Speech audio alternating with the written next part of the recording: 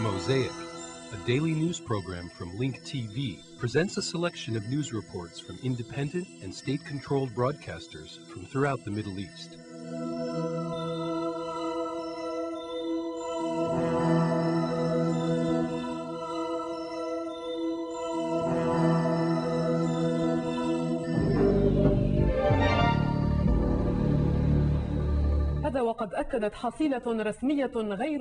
An official temporary survey indicates that the earthquake that hit northern Pakistan last Saturday killed 25,000 people, injured more than 36,000 others, and left more than 2 million people homeless. The catastrophe was focused on the region of Mansehra near the region of Balakot, which was almost completely destroyed. The United Arab Emirates relief effort is centered in this region, especially in the mobile military hospital that was erected by the Emirates.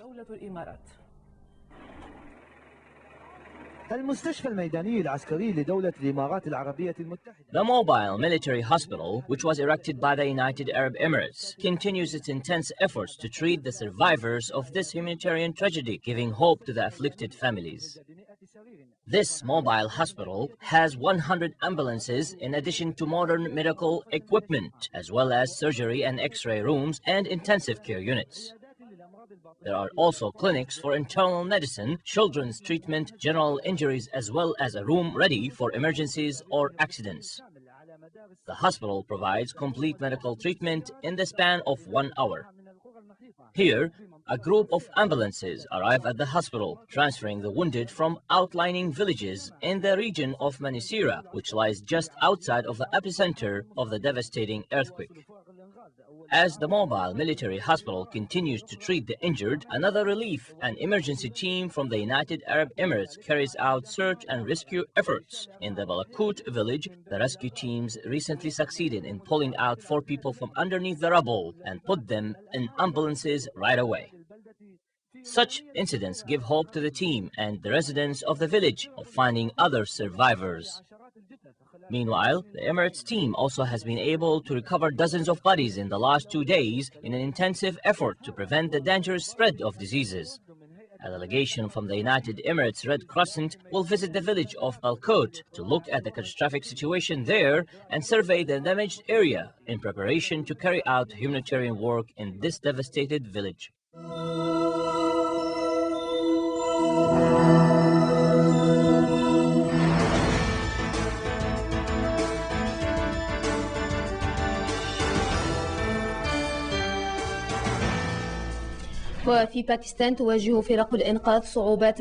Rescue teams are encountering extreme difficulties in reaching some of the earthquake-afflicted areas in Pakistan. There are many difficulties reaching the survivors in remote areas amidst fears that diseases may spread as bodies continue decomposing under the rubble.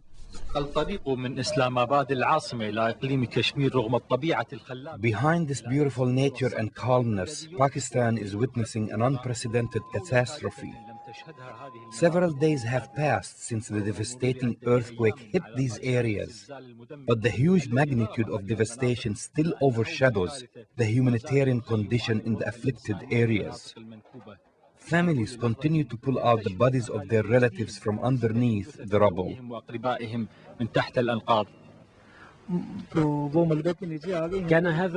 This was a radio building.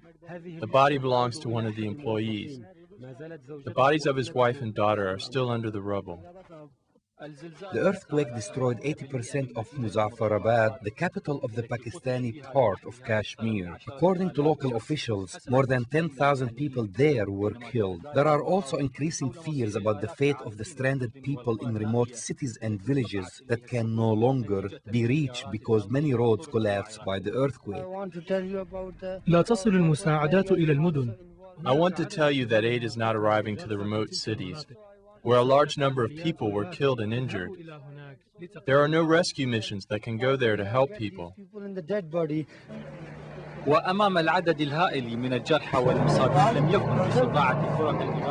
The huge number of injured people forced rescue teams to only provide first aid to these afflicted victims who have been living in tents until they can be transported by helicopters to the Pakistani capital of Islamabad. As hope to find more survivors is diminishing, the main concern is now how to stop the spread of the disease due to the decomposing bodies under the rubble. In an attempt to stop the spread of disease, rescue teams are spreading chemical substances, but the smell of death is everywhere, in destroyed homes and alleys which were transformed into a theater where people convey their tragedies.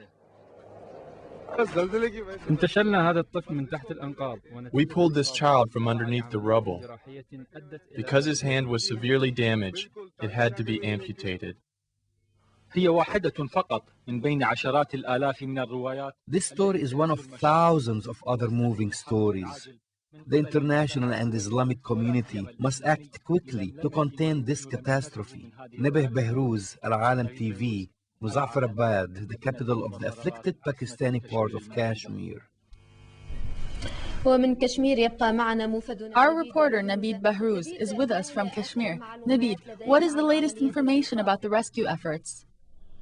نعم عايدة، مع نهاية فرص العثور على أحياء من بين الأنقاض تتضافر الجهود الدولية وأيضا الباكستانية حاليا على Yes, Aida, as hopes to find more survivors are ending, Pakistani and international efforts are focused on transporting the large number of injured from the afflicted areas to cities that have more medical capabilities, especially in the capital of Islamabad. Also, efforts are focused on pulling the decomposing bodies from underneath the rubble. Of course, in Muzaffarabad, a mother and a daughter were found in the building that collapsed by the earthquake 80 hours later, which is a miracle. Aida, the problem now is the difficulty of reaching remote areas, despite the tremendous efforts exerted to reach everywhere possible. About 15 to 20% of the afflicted areas are still beyond reach, and rescue teams have been unable to get to many remote areas. As you know, this is a very high percentage, which means that 1/5 of the afflicted areas are still beyond reach. In any case, official numbers indicated that 25,000 people were killed by this earthquake. But because many bodies are still underneath the rubble, the number of dead may increase a lot more. In addition, there are about 2.5 million people that lost their homes and now are left without any shelter, which has compelled the UN to make a second urgent appeal to the world, saying that there is still a great need for help. بكثير مما هو معلن. ايضا اضافه الى ذلك هناك نحو 2.5 مليون شخص شردوا واصبحوا بلا مأوى نتيجه هذه الكارثه. نعم نفيد. وما دفع الامم المتحده الى توجيه رساله عاجله اخرى وهي الثانيه للعالم بان الحاجه ما زالت قائمه. طيب نفيد، بشان المساعدات الدوليه نفيد، هل تصل في الوقت؟ What about the international aid? Are they reaching people on time, or are there difficulties in reaching those that need it? في الحقيقه هي حجم الكارثه والمناطق التي ما زالت. With the size of the catastrophe, the fact is that many areas are still beyond the reach of rescue teams. There is a lot of international aid, and there is a lot of Pakistani aid that has been pouring into the afflicted areas.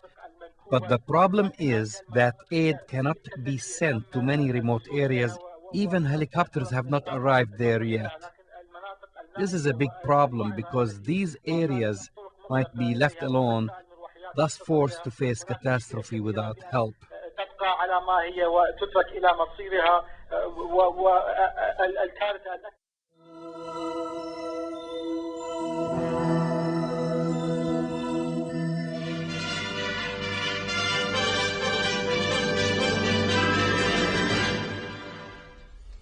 A nationwide security clampdown virtually emptied city streets and highways across Iraq today on the eve of a referendum on a new constitution.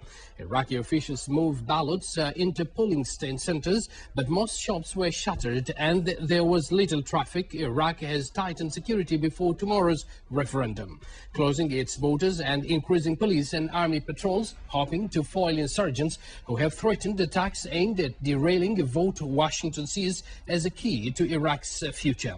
Formidable firepower is in reserve to combat guerrillas and protect the transport of ballot papers. An overnight curfew took effect yesterday, and private vehicles are banned from the roads entirely from tonight to Sunday morning during a special 4-day public holiday. Insurgents attacked today an office of Iraq's largest Sunni Arab political party in central Baghdad, in Fallujah and in Siniyah near Beiji, in response to the party's last-minute call for Sunnis to take part in the referendum scheduled for tomorrow. Meanwhile, a car bomb struck at a mosque in the northern Iraqi city of Kirkuk today, wounding 5 persons. 1 police was killed and another 5 were wounded in an insurgents attack on a constitution referendum center in Ba'quba, northeast of Baghdad, overnight. And a roadside bomb wounded 4 Iraqi civilians when it exploded near a school in Baghdad. In Amber, the western province where some insurgents groups have strongholds, the United States military continued an offensive aimed at securing the cities for the vote. 8 fuel tankers were destroyed in an explosion outside a base for US-led coalition and Afghan forces in southern Afghanistan early today. An Afghan military commander said bombs had caused the explosion at the base at the Kandahar airfield at about 2 a.m., but the Kandahar governor said the blast was sparked by cooking fires. 2 of the drivers of the tankers, which had carried fuel to Afghanistan from neighboring Pakistan, were hurt. The tankers had been among several vehicles waiting to go through security checks before entering the adjacent Afghan National Army and US-led coalition bases. Upon royal directives of His Majesty Sultan Qaboos of sending relief supplies to assist those who are affected by the earthquake which recently hit Kashmir region in Pakistan, the 3rd and the 4th flight proceeded today with relief items presented by the government of the Sultanate of Oman and included foodstuffs, tents, blankets and clothes to relieve and house those who are affected. It is worth mentioning that a number of flights will be sent by the Sultanate of Oman to Pakistan.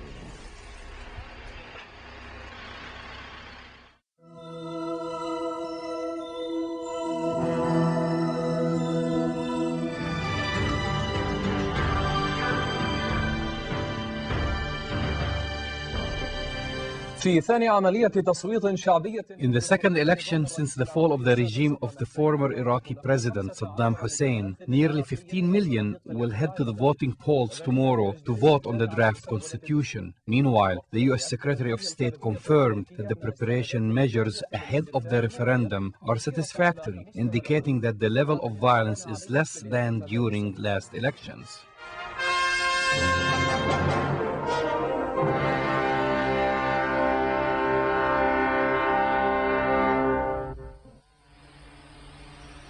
يتوجه الناخبون العراقيون يوم غد إلى صناديق الاقتراع للإدلاء Iraqi voters will head to the election polls tomorrow to contribute their voices to the general referendum on the draft constitution, despite its rejection by Arab Sunnis. Arab Sunni rejection of the draft constitution, which includes 139 objections, focused on a number of issues. The principle of federalism. Sunnis view that federalism outside of the Kurdish region will lead to the division of Iraq and an increase in sectarian and racial divisions. The identity of Iraq. Sunnis believe that the constitution divides Iraq into a number of nations, religions, and languages, and opens the door wide to separation conflicts. The distribution of oil resources. Sunnis rejected Kurdish demands to distribute the oil resources equally between the federal and regional governments, because erecting a united federal regime will give the Shiites and the Kurds more control over the resources in the north and the south. Meanwhile, on the streets, the Iraqi public reflected either support or rejection of the draft constitution. This was clear in the mosques, at rallies, or in acts of violence by armed Sunnis against the headquarters of the Sunni Iraq Islamic Party, because it announced that it intends to vote yes on the draft constitution. Thus, in light of these differences, one question begs to be asked. Is the Iraqi constitution a step towards peace, stability, and unity? Or is it a step towards sectarianism, division, and more civil war? And was the amendment to the draft constitution aimed at dividing the Sunnis? أم خطوة نحو التفريق والطائفية والانقسام والحرب الأهلية؟ وهل قصد بالتعديلات الأخيرة على المسودة إحداث انقسام داخل الصف السني؟ Today, the United States and France increased pressure on Iran to return to negotiations concerning its programs, which are suspected of producing nuclear weapons. In addition, both countries renewed their interest of transferring Tehran's file to the United Nations Security Council. Iran's nuclear file dominated discussions between American Secretary of State Condoleezza Rice and French President Jacques Chirac, where talks focused on increased fears by the United States, especially over Iran's nuclear program. The discussions brought forth a decision to increase pressure on Iran to force it to return to negotiations. Also, Paris and Washington renewed their threat to transfer Iran's nuclear file to the Security Council. As to Iran, I just want to underscore what was said by France's Interior Minister regarding the importance of sending a strong message to Iran, that of course there is always the option of negotiations, and this is what the European Union has been trying to do for 2 years. There is also the choice of transferring the issue to the Security Council, and therefore Iran must conduct the negotiations with goodwill. That I take note of their concerns. The French Foreign Minister Philippe Douste-Blazy said his country agrees with the United States that the international community must be strict in handling Iran's nuclear file, but without foreseeing a diplomatic solution. It is expected that Rice's visit to France will open a new page in American-French relations and end the diplomatic row that blew up between the two countries when France opposed the U.S.-led war on Iraq. After Rice's visit to Paris, she is scheduled to visit Moscow and London in an attempt to come up with a common strategy to stop Iran's nuclear program and gain mass support for transferring Iran's nuclear file to the United Nations Security Council, especially after the International Atomic Energy Agency had agreed upon this.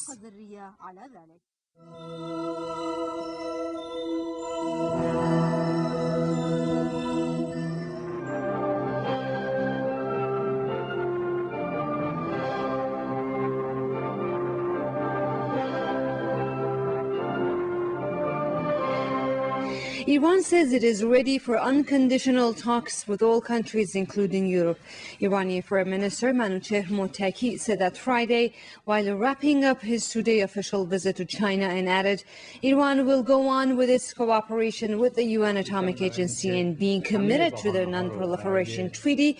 It will not accept any request that goes beyond that treaty. Mottaki went on to say Iran's inviting other countries and private sectors to take part in its atomic program is indicative of the country's transparent nuclear policy.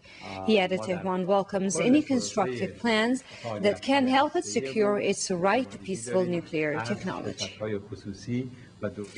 And French President Jacques Chirac had a meeting Friday with the U.S. Secretary of State Condoleezza Rice that negotiations over Iran's nuclear case should continue. A spokesman for Chirac, quoting the French president, also stressed the need for dialogue with Tehran as well as cooperation with Russia on the issue. This came as the U.S. and French foreign ministers at a joint press conference in Paris called on Iran to continue nuclear talks with the three European countries. U.S. Secretary of State Condoleezza Rice hoped at the press conference that Iran's nuclear case will be settled peacefully. She said there is still the possibility of referring Iran's case to the UN Security Council. Rice said Iran needs to build international confidence over the peaceful nature of its atomic program. Philippe Douste-Blazy said a referral of Iran's case to the Security Council remains an option. 7 days after a 7.6 magnitude earthquake devastated northern Pakistan and Indian-administered Kashmir, an estimated 2.5 million homeless survivors are still exposed to cold and hunger, while rescuers have abandoned the hunt for anyone still alive in the rubble and focused on helping the suffering. Desperate survivors made their way down from ruined mountain villages, searching for help they said had not yet reached the remotest areas where bitter weather is forcing aid deliveries to a halt. The International Committee of the Red Cross started on Friday airlifting 120 tons of relief supplies from its logistics warehouse in the Kenyan capital, Nairobi, to Peshawar in Pakistan. Meanwhile, on the day, 2 cargo planes carrying 35 tons of food relief and medical donations from Iran landed in Islamabad airport.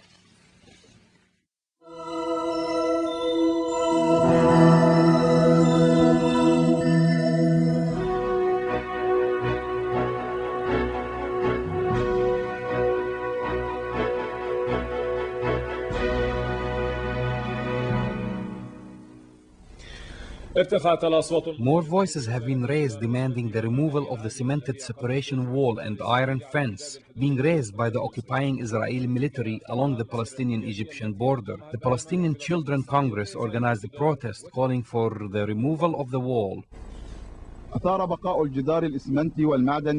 The dividing cement and iron separation wall that was constructed during the Aqsa Intifada by the occupying Israeli military forces along the Palestinian-Egyptian border provokes the residents' anger, who view it as an ugly symbol of the occupation and a source of death and destruction. After Palestinian and Egyptian control was completely enforced over the area of Salah ad-Din, the presence of this wall was no longer justifiable.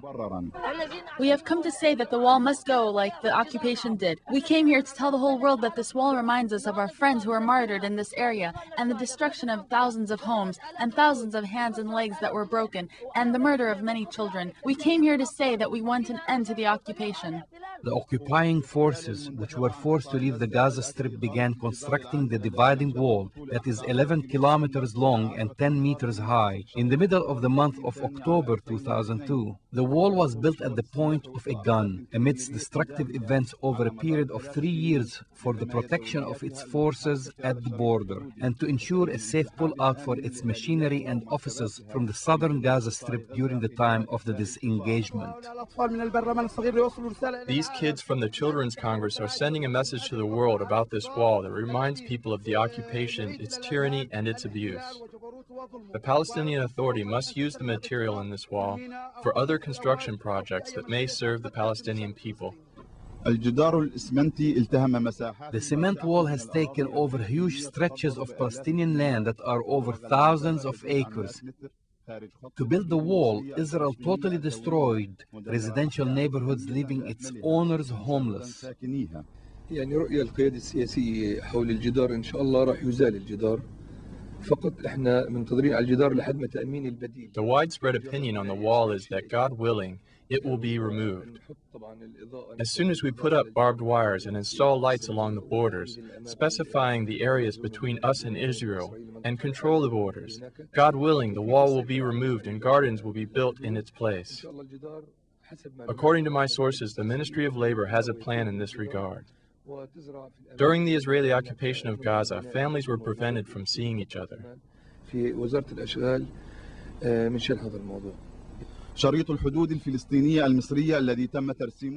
Egyptian-Palestinian border, which was specified in 1982, according to the Camp David Agreement between Israel and Egypt, divided Rafah city into two sides, separating families from each other.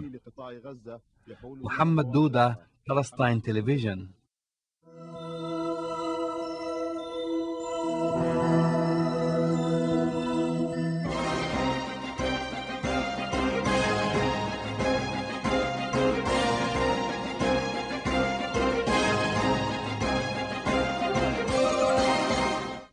Sesame Stories, an Israeli version of the American Sesame Street offshoot, has recently been dubbed into Arabic so as to reach Arab-Israeli children.